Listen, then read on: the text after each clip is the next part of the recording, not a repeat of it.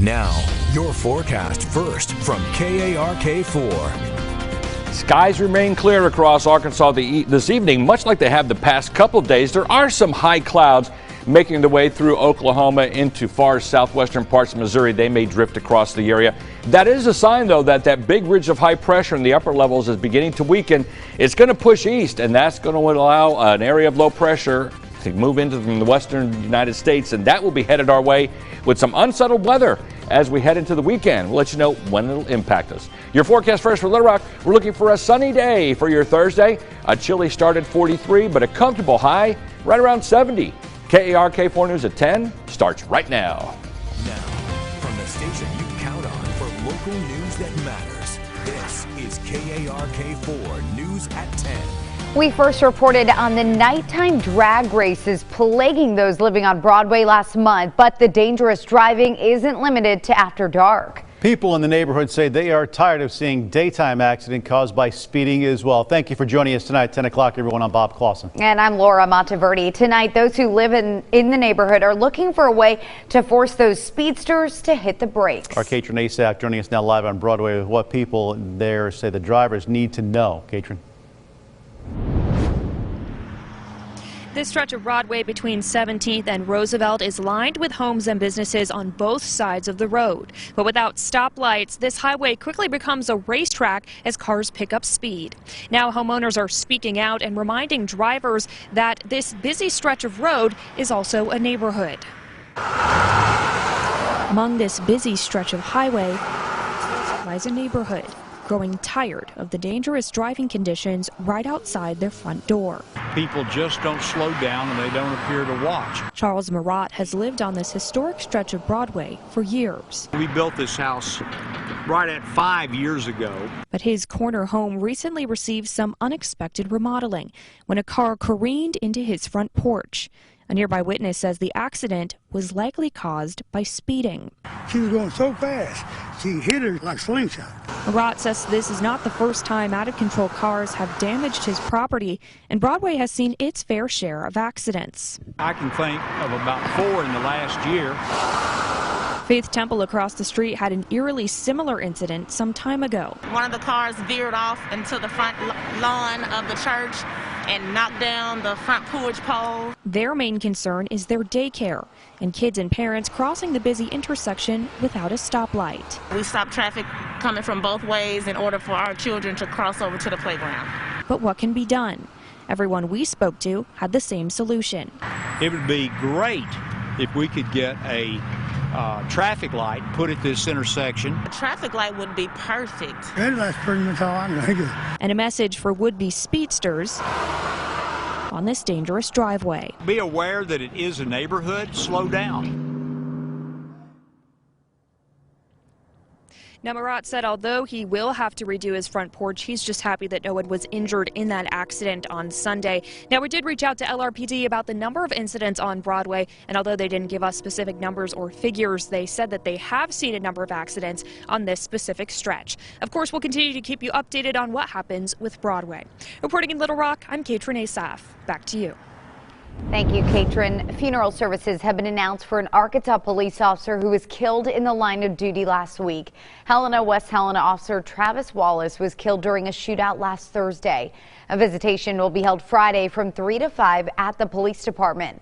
The funeral will be Saturday at one of the football fields at Central High School. Officer Wallace was 41 years old. Meanwhile, 2 people have been arrested in connection to his killing. Latarius Howard is charged with capital murder. Bruce Hilly is charged with hindering apprehension. Both were arrested in Mississippi, where they remain tonight. He's in over his head. That's how Little Rock Board of Directors Lance Hines explaining his proposal to take a vote of no confidence in Police Chief Keith Humphrey. Speaking about the proposed resolution for the first time tonight, Director Hines told us there are too many red flags. To him, strikes against the chief range from decisions he's made at the police department to the fact that he's being sued by multiple employees for retaliation. He says the last straw came last week when a judge ruled Chief Humphrey broke the law by not giving employees their own personnel files.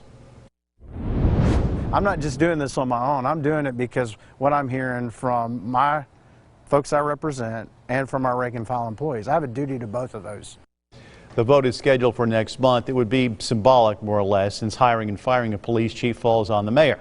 So far, no comment from Chief Humphrey on this. Meanwhile, the mayor's office tells us Mayor Scott does not discuss personnel matters in public. Coronavirus deaths in the U.S. have topped 250,000, according to the latest NBC News data. Cases have increased in all 50 states and in Washington, D.C., the U.S. Virgin Islands, and Guam over the past 14 days. Here in Arkansas, there are over 2,200 deaths related to the virus, 30 more added today. And according to the Arkansas Department of Health, the state has an increase of 1,715 new cases today. Hospitalization saw a small drop, going down 2 from 895 to 893.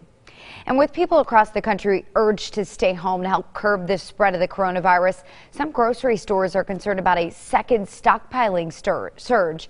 We checked out a few stores for ourselves. Some are fully stocked, while others tell us they have seen shortages in spices, paper towels, and cleaning supplies. Stores like Kroger have reinstated item limits on certain products. I have been going to several different stores because of, I have my mother that lives with me. And because I'm her direct caregiver, I keep those things in the home for sanitary reasons. If they're out, they're out.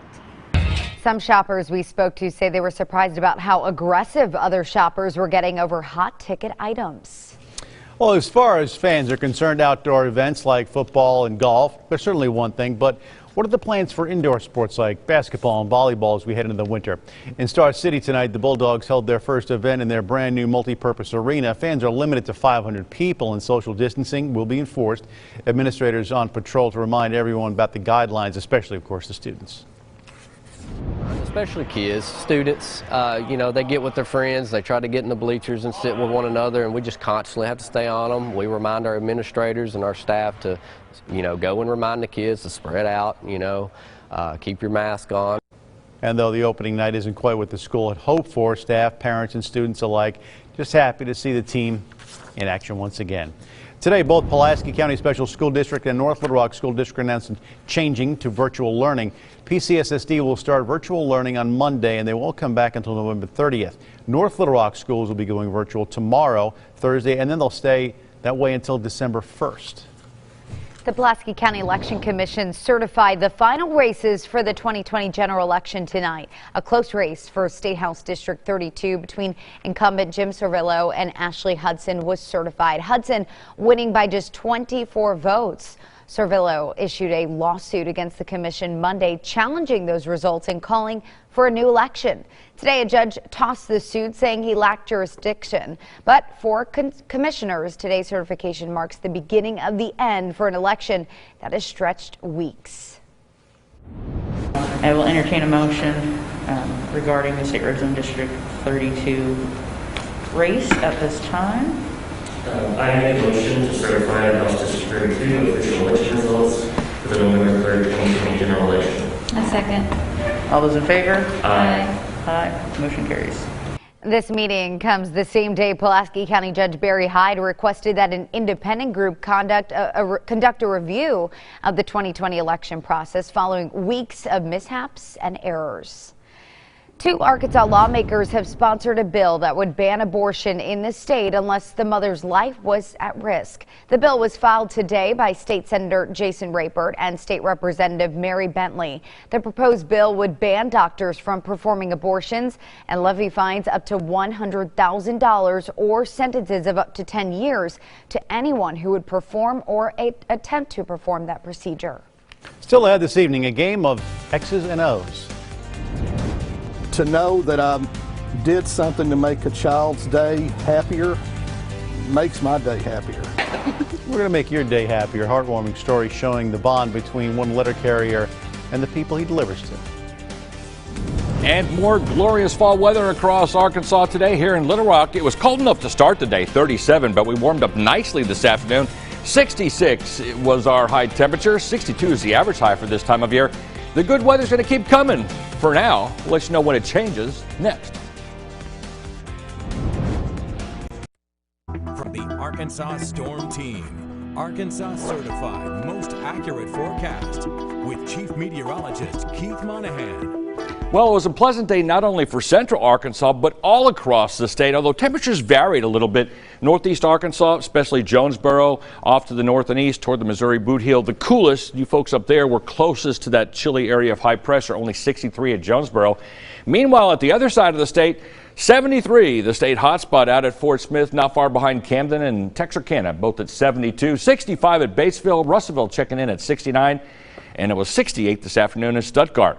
Just after 10 o'clock, as you might expect, a wide range in temperatures, as is usually the case this time of evening. Clinton, once again, the cold spot at 37 degrees, although Arkadelphia giving folks up in Clinton a run for their money, currently at 39. Meanwhile, 61 out at Mena.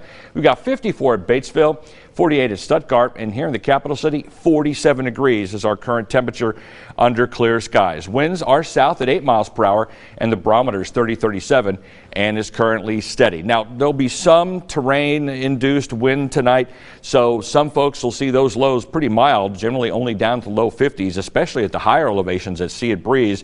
And folks that live kind of in little hollowed-out areas or shallow areas around lakes and streams, bottom of valleys, like Clinton and like Arkadelphia, you're going to see your temperatures back down into the 30s as you see now. But clear skies for the moment. We do have an upper level disturbance that's bringing some mid and high level clouds to portions of northern Kansas and into Oklahoma. I should say Kansas into northern Oklahoma and into Missouri. That's kind of a sign that that ridge of high pressure that's been kind of keeping our weather nice, beginning to weaken somewhat. The ridge itself now centered over the Ohio River Valley just to the east of Arkansas, and is kind of coincident with the high pressure at the surface. So we are going to see southerly winds continue and temperatures are going to stay warm, but the fair weather is going to be fleeting as we head into the weekend. We're going to see mainly clear skies tonight with some of those high clouds moving through, and a mainly sunny day for the day tomorrow.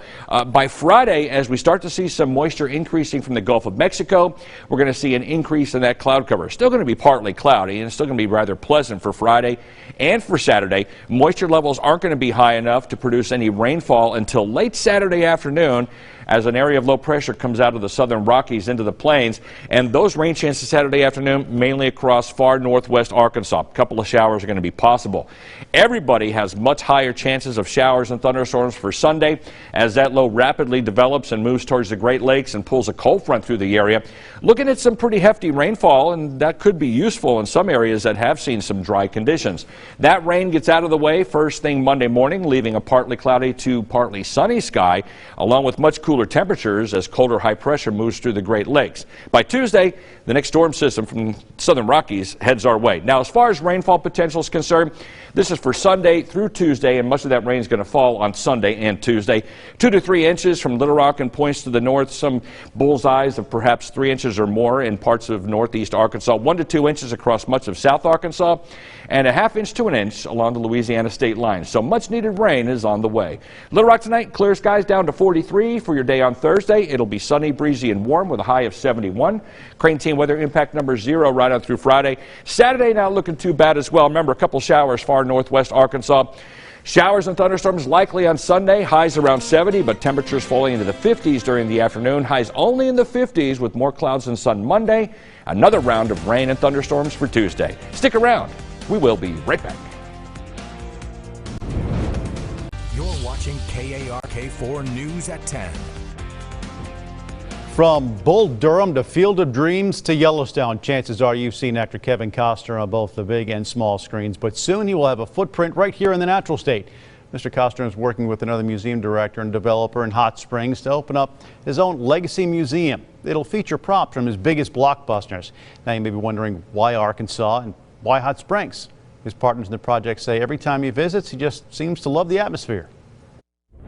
He just thought this would be a great place with all the walking traffic we have downtown, and the small town feel of downtown Hot Springs would be a great place for him to showcase his life in the movies.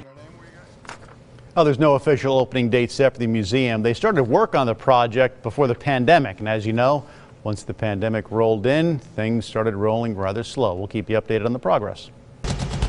A dog can be a boy's best friend. A dog can also be a mailman's worst nightmare. But for a boy in Sherwood, watching his postal carrier one day give his playful pup hugs and kisses led to a bond over a different type of X's and O's. Our Cassandra Webb has that story. For a lot of kids like Bryson Spradlin, the last several months have been a bummer. It's not easy living in a pandemic. I couldn't see my friend. He lives all the way in Jacksonville, and usually I was looking forward to the summer because we would spend time, and then we couldn't. With all that time at home, loneliness crept in. It's like, why could this happen to us? But Bryson and his mom had good company through quarantine. Their sheepdog, Charlie. There we go. You're such a good boy. Charlie has a puppy's heart. Gets into mischief, especially with his favorite mailman, Terry. I just dropped off a package and here he comes. One day, Charlie jumped into Terry's mail truck. You know, dogs have a sense about people, and he had no trouble jumping up in here, and I was wondering if he's going to leave or not. But Terry didn't get mad. And then he just gave him hugs and kisses and stuff. Up to that point, Bryson and Terry's only connection was just a wayward sheepdog. That is, until one day on Terry's route. Well, I opened the box, and there is a tic-tac-toe board taped to the inside. Bryson's creative idea, a bold move. After all, it is a game meant for two. I was like, oh, he actually responded. Next thing you know, we're playing tic-tac-toe. How cool is this? The 3 games they played went back and forth for weeks. The score, Bryson 2 and 1 draw. We need to look at the tape. Strangers do need their space in the pandemic. But strangers also need each other sometimes, too. I've won 2 games. Well, I have to go with the customer's always right. Even though it takes you 2 seconds to write a O on there and move on, it's fun thinking that, hey, somebody wants to talk to me out here. It's because I finally get to do something with other people. It's a simple story about a boy, his dog, a mailman, and a game as old as time. But more than that. Have fun with people, you know. Why do you want to ignore someone? He made me happy by doing this, and I appreciate it. It's a lesson in community. While all of us are Xing out our plans, one small circle is drawing together an unlikely friendship. Thank you so much. To know that I did something to make a child's day happier makes my day happier. It's proof that in lonely times, if you're the person brave enough to go first, a friend just may deliver. If you were wondering, the score still stands Bryson 2 and that 1 draw. The playing has slowed down a little bit since school started and Bryson went back to in-person learning. But we can guarantee that if Bryson left out another tic-tac-toe board, Terry would be game. What a great idea. I mean, that's a lot of fun. Well, coming up in your Pig Trail Nation report, we're going to take a look at just exactly where we are in the NBA draft, the action happening tonight, plus head coach Sam Pittman at Oregon on 2 guys who have a lot of respect for one another. We'll hear from them both coming up in your Pig Trail Nation.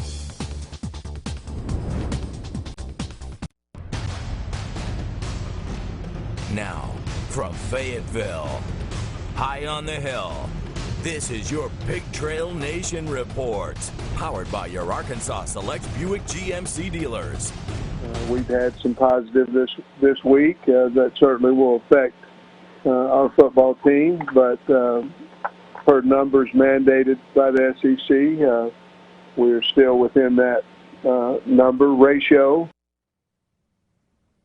So that is good news. That is where Arkansas stands right now this week. Of course, LSU coming off 2 weeks where they couldn't play because of COVID-19. So we're going to see how things play out, of course, the rest of the week. Sam Pittman returning to the team and practice today after his 10-day quarantine says he's feeling just fine. Both him and Tigers head coach Ed Orgeron, well, they've got a lot of respect for each other, and that goes back to the lineman coaching background that they both have, and of course now as head coaches in the SEC. I think he's one of the guys that have paved the way for non-coordinators to, because of the great success that he's had, it allows for some of us non-coordinator guys to get the opportunity, and obviously he's done it at the highest level, winning the national championship. I wanted to thank him for that. And he had told me that in the SEC meeting. We talked about a couple of things. He wanted to know how COVID was. I said, we're fine. He said, okay, man, we're going to be ready to play, and I congratulated him on what a great job he was doing. Well, freshman defensive back Jalen Catalon doing a great job this year so far as well. Sits behind bumper pool in total tackles in the SEC. He's got 70 on the season, averaging 10 a game. That's 5th best in the league. But of course, when Catalon hits you, you're going to know it. He's already had plenty of wow moments this season, including the ones you see here. And so far, the plays gotten him some attention and some comparisons with 2 former Hogs who are big hitters themselves. After seeing how Steve Atwater played, man, he hits pretty hard. And same with kind of Ken Hamlin, you know, they were both ballers. But I mean, it's just an honor to be put in that category to be compared to them, because they both kind of wore the Razorback with proudness, and they put on for the Arkansas Razorbacks and the whole Fayetteville and everything. So, but I have much respect for those guys and their games.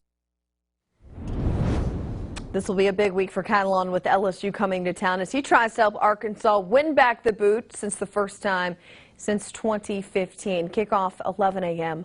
on Saturday. All right, the NBA draft happening right now, and I know you can't see it, but I have a TV on right in front of me that has the draft on right now. Isaiah Joe, Mason Jones still on the board. Of course, Isaiah Joe had decided to kind of test the waters, then announced he was going to come back to Arkansas, but then later in August announced, well, he had actually decided it would be best for him to go into the NBA draft. Averaging 16.9 points per game last year, Joe, of course, a definite sharpshooter behind the three-point line. Mason Jones also in the field as well. The co-SEC Player of the Year and 4-time SEC Player of the Week, averaging 22 points per game for the Razorbacks. Really a breakout year for Mason Jones, and might be one of those guys teams aren't looking at hard, but both of them, Isaiah Joe and Mason Jones, could definitely add to a team roster if someone decides to pick them up. Guys, we're about at pick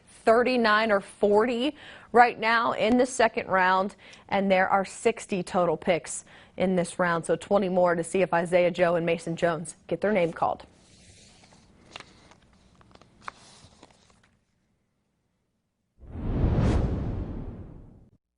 Great fall weather through Saturday. Highs and low 70s, showers and thunderstorms Sunday, and then turning cooler to start the work week. More rain Tuesday. Thank you, Keith. And thank you for joining us this evening. We'll see you back here tomorrow.